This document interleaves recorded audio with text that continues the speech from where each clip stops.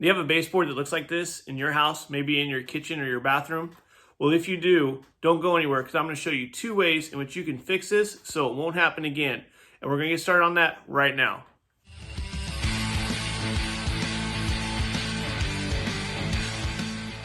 What's going on, guys? My name is Matt. I'm just a dude. For those of you that are new here, if you can like and subscribe, it would definitely help out the channel and be greatly appreciated. Thank you. For those of you that are returning viewers, thank you for coming back. Before we get too far into this, let's get the boring stuff out of the way. What I'm showing you is my way. It's not the way. And if you choose to do anything that you see on this video or any of my videos, and you assume all liability and risk, which could result in injury, fines, property damage, or death. So proceed at your own risk. If you have this issue at your house, chances are this board got wet. This is what it does. It's MDF, it's multi-density fiberboard, and what it is basically, it's just sawdust that's mixed with glue and pressed together to make a board. So when it gets wet, it swells up and it's ruined. So to fix this, we're going to do one of 2 things. I'm going to replace it with wood instead of MDF because wood won't do that. Or you could get MDF and seal it all the way around, paint it, and then put it on there, and that makes it less likely to happen again. If you use MDF, there's still a chance that it could happen again, but being that sealed and painted all the way around, it makes it harder for the water to get in, so it's less likely to happen. First thing we got to do on this job is get that old baseboard off. So what you got to do is you got to take a knife and cut any caulking that's against the baseboard, to the wall, to anything on the side of it, or even to the floor below it. And you want to do that so when you remove this board, the caulking doesn't rip off any paint or damage any other pieces that this board's attached to. Once the caulking's all cut, I take a flat blade and I slide it in between the wall and the baseboard. Now what this does is it gives me something to put a flat pry bar in and pry against so I don't damage the wall. Once I get that flat blade in, I'm able to put the pry bar in and pry that baseboard off a little bit at a time in hopes of taking the whole thing off without breaking. So I can take this and I can just put it on the new piece and then cut it, and it'll be the exact same size that I need to put it back in place. Now every once in a while when you take these off, there's a brad or a nail which doesn't come off with the baseboard. It just pulls right through. So what I do is I take a flat blade, put it next to it, then take a pair of wire cutters and then kind of grab that brad. Don't cut it, but just grab that brad, and then you can pry the wire cutters against the flat blade so you don't damage the wall, and then you can get this brad or nail out of the wall. Now that that baseboard's off, it's time to go to Home Depot, Lowe's, or whatever you have and purchase something to replace it with. When I went to my Home Depot, they didn't have the baseboard that I needed in stock. It was a special order and it was about a week out. So I'm kind of a little impatient. I just decided I was going to build it. I got a piece of 3/4 by 5.5 inch pine it was 8 feet long. I picked it up for about $9. And then I ordered a router bit, which will router the top of the design on this baseboard. I ordered that from Amazon for about $20 and it was here the next day. Once that router bit came in, it was time to go to work. I cut the piece of pine a little oversized. So that way when I run it through my planer and it gets any snipe in it, I can just cut it off and really not worry about it. So I cut it oversized, probably about 4 inches on one side because there was a crack in the wood. I cut it about 1 inch past where that crack ended. Cut the wood, ran it through the planer until it was the same thickness as the piece of baseboard I took off. Once I had the thickness set, it was time to use a router and make the design on the new baseboard. I just took off a little bit at a time until it matched the baseboard that I removed.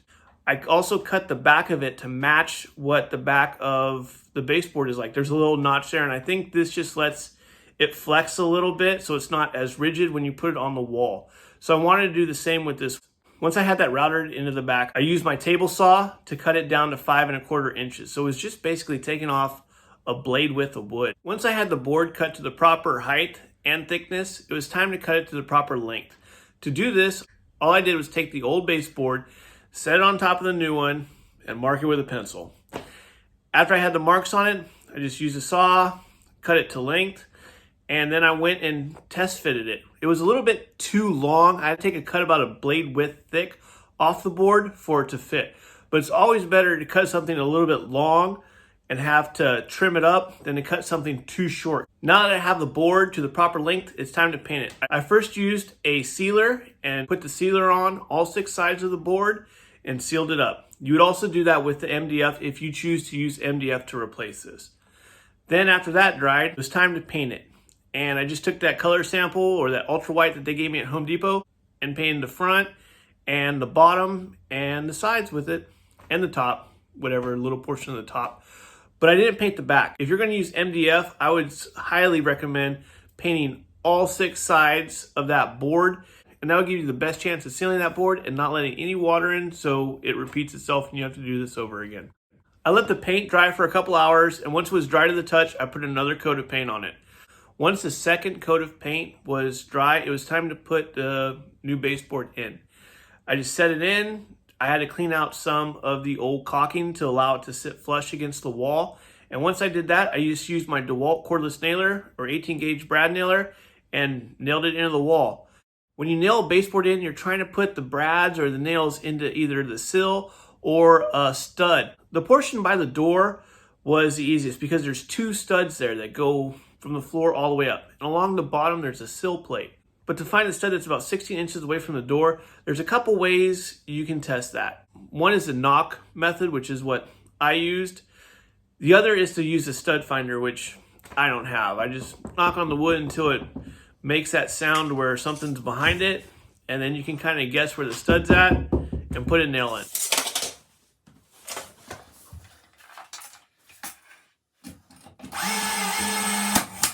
So when you're using a brad nailer, you can tell that it only goes into the drywall, not wood behind it, because it won't suck the board up tight to the wall.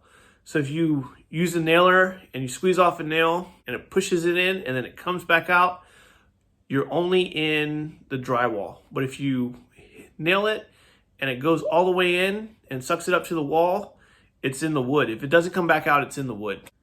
After I got the board nailed in, the only thing I had to do now was caulk it. To caulk this, I used a GE advanced silicone, waterproof, 10-year, mold resistant white caulking. And I use this because we're going to be here a while and I don't want mold growing on this since it's going to be in the bathroom and I have to re-caulk this again in a couple years. So I'd rather spend the money and not have to do this again for a while. Put the tube in the caulking gun, cut the tip straight, and then you keep the gun kind of at a 45 into the joint, tipped a little bit behind the way you're going so you're pushing the caulking, and then you can see the bead of caulking in front of the joint. And once you get good at it, you really don't even have to wipe it. It comes out pretty nice. Once the top and the sides were caulked, I used caulking to cover up where the nail holes were at. And I just, since it was white, the board was white, just put it in there. And once I caulked up the holes, wiped them clean, you can't see the nails. So that pretty much completes this project.